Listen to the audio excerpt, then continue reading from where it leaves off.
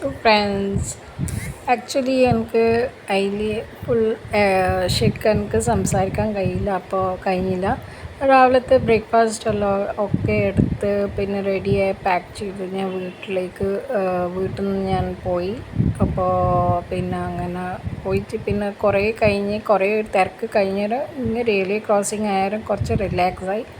അന്നേരം ഞാൻ വ്ളോഗിങ് തുടങ്ങിയതിൻ്റെ പിന്നെ മലയാളത്തിൽ പറയേണ്ടതല്ല.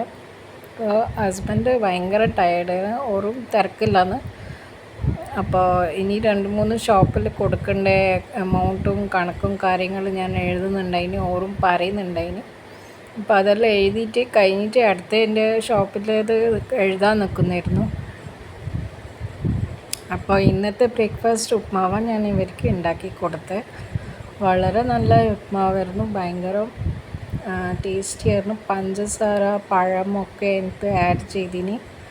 അപ്പോൾ ബാക്കി ഞാനും രാവിലെ കഴിച്ച്, ഇന്ന് ഹസ്ബൻഡിൻ്റെ കൂടെ കഴിച്ചിട്ടില്ല.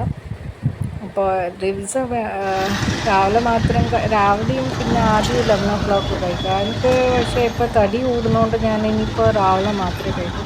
ഇപ്പോൾ റെയിൽവേ ക്രോസിങ്ങിൻ്റെ അടുത്ത് നമ്മൾ ബാക്കിലിരിക്കുന്ന ട്രെയിനിൻ്റെ എത്തിയില്ല. അപ്പോൾ ഞാൻ ട്രാക്കിൽ എന്തെല്ലോ ഇടയ്ക്കിടയ്ക്ക് എന്തെല്ലോ ഒരു ട്രെയിന് വെച്ച് ട്രാക്ക് അവർ ഉണ്ടാക്കുന്നതെല്ലാം എല്ലാം ഉണ്ടായിരുന്നു.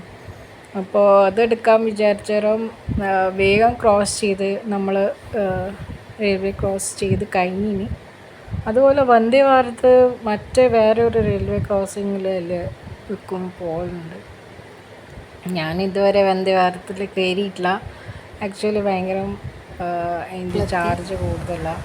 ടെസ്റ്റ് എടുത്ത് ഇതുവരെ പക്ഷേ ഞാൻ ആക്ച്വലി അത് പോകേണ്ട പ്ലാനിങ് ഉണ്ട്. വെറുതെ എടുക്കുന്ന ഒരു രസമാണ്.